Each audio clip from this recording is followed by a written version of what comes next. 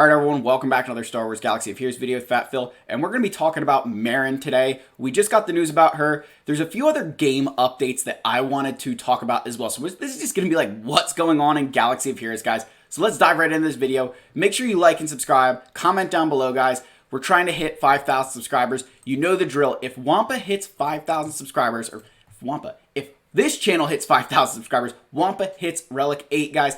Wampa is king. He may not be a Night Sister, but he's always right here in our hearts, guys. Let's dive in. Let's talk about the Night Sister faction and see what Merrin brings to the game. So we come down in here. Merrin is in. We got updated artwork for Night Sister Zombie, which looks amazing, guys. I love this. This is so cool. And Talia, again, I think this is a nice little touch up to her. Nothing like super crazy, but a little bit more realistic version of Talia. But, I mean, Zombie, guys, this is amazing. I love this. This is so cool. Actually looks like a zombie. Actually kind of looks scary. I love it. So, Merrin's coming into the game. We'll pop over to the forums here. So, here is her kit. Right? So, she's going to Dispel, which is awesome. The Dispel is so important. She gains turn meter when allies are defeated, revived, or debuffed. And then she also gives additional ways to punish the enemy with Plague. Again, the synergy, we're kicking Night Sister Spirit out. Which is funny, because Night Sister Spirit for so many people was this staple in the Night Sister team. And I purposefully had built Acolyte a long time ago, long before Spirit had been that staple. And now I'm loving life, because I didn't waste any gear on that. Again, her basic is just a basic attack, nothing crazy here. Now, this Shadow Strike, I do want to cover this. It unlocks at Gear 12, and that means 7 stars. So this ability is gated at 7 star. They do talk about it down below, and we're just going to skip to that right now, because I do want to explain what they're talking about there. The Gear 12 is an incredibly powerful ability, and we want to avoid concepts like Paper Zombie. So Paper Zombie is actually still something I do right now, where you run a really weak Night Sister Zombie.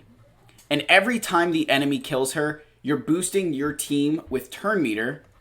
And more importantly, like the turn meter is nice, but with Daka, she's going to get 10% max health stacking until the end of the encounter. While somebody like Asajj, she's going to gain turn meter, but 15% offense and 5% health stacking until the end of the encounter. Which is huge. That's all of a sudden, you're just ramping their offense and max health. Daka just max health, where Asajj is getting both. So they definitely want to stop the Paper Zombie ability with Merrin here. Because again, when you read that ability, Pippin, stop. Sorry, my cat is like scratching at my wall. Pippin! Stop. So, anyway, back to our regularly scheduled content. You inflict 2 stacks of Purge on all enemies. All Night Sister allies recover 10% health protection. She dispels all buffs and debuffs on herself and gains Magic Stealth. Magic Stealth, guys, this is the real bit of it. Can't be targeted, defeated, damaged, or gain turn meter, immune to buffs, debuffs, taunt effects. If no allies are present, lose Magic Stealth. This basically means that she's going to just sit there in your team and only gain turn meter through her own kit. She has her own ways to gain turn meter. So you guys will see here, she has an Omicron, right? I'm not going to read every little bit of things here, but her speed is set to 0, and she's immune to turn meter gain and removal. What they're really saying here is outside of her own kit, right? So the first time an ally is defeated, she gains 100% turn meter, which can't be prevented. That supersedes this wording right down here. So hopefully you guys see that here, right? That it supersedes this. Then she's going to gain, whenever a Night Sister ally is defeated or revived, she gains 15% plus 2% per relic amplifier of the defeated, or revived character. So again, you're basically going to get more if you have higher level characters, or higher relic characters.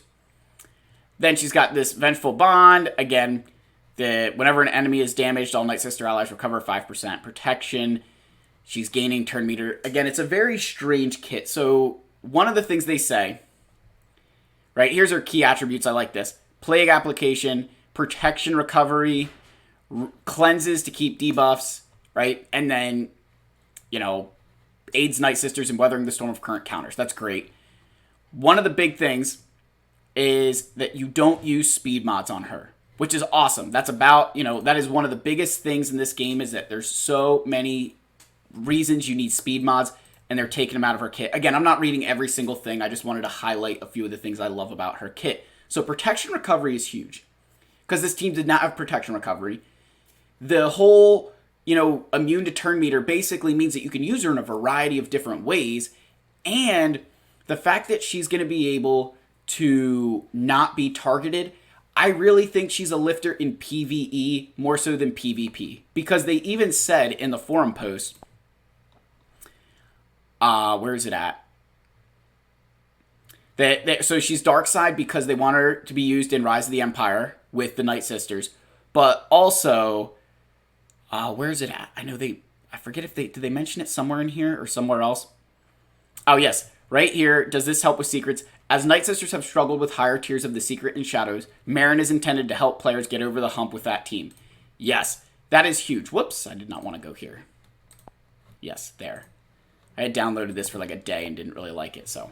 But yeah, Merrin in the game. I love it, guys. I'm super excited. This is a faction that I would definitely put more gear into this team now that Merrin's in the game. I 100% think that that's something that I will be doing.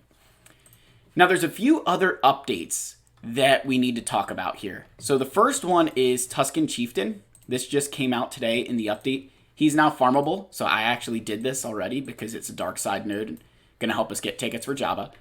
So he's farmable on dark side 6C, right, which is alongside Tusken Raider, which if you have a perfect memory, which I know everybody here does, and you know this for 100%, but that's also where Sith Trooper used to be.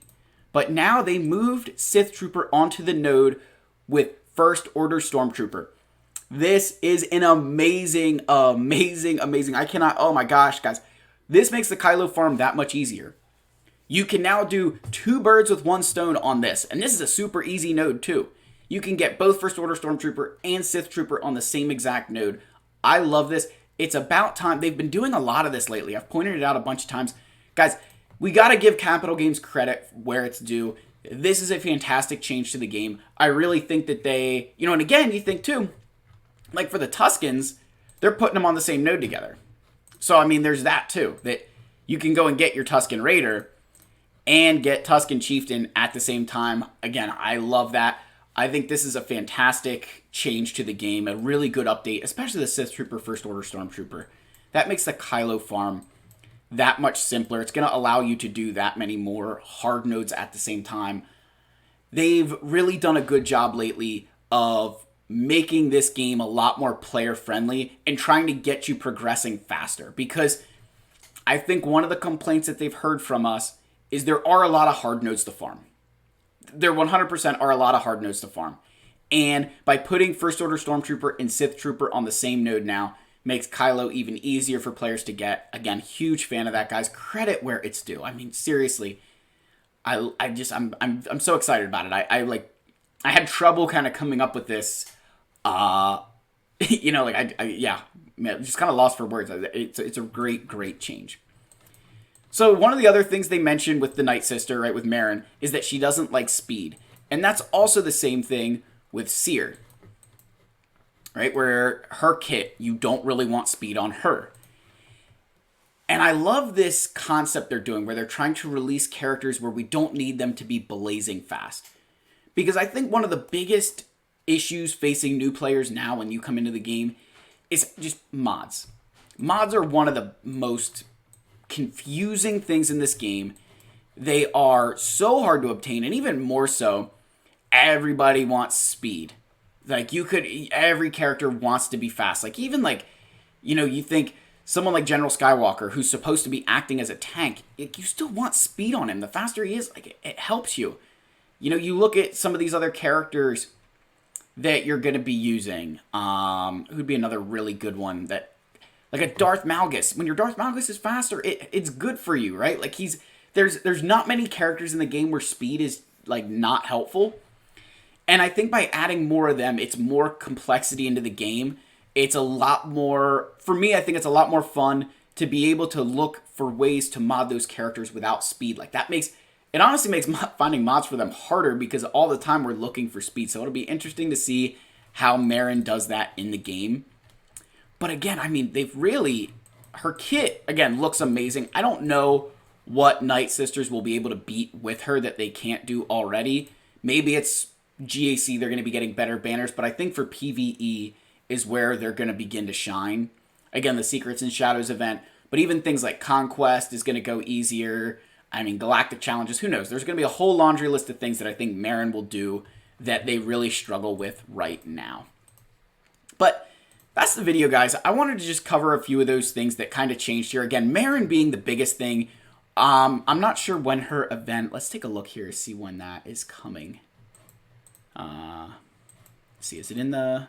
There we go. All right, so it drops tomorrow. Again, guys, I'm very excited for Merrin. Again, I'm not...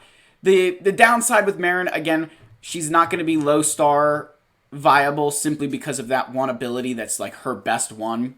But I think overall she's going to be a really good character for the Night Sisters, especially once you can get her to 7-star. But that's the video, guys. Let me know what your thoughts are down below. As always, smash that subscribe button, leave likes and leave comments. I'll see you all in the next video. May the force be with you. Cheers.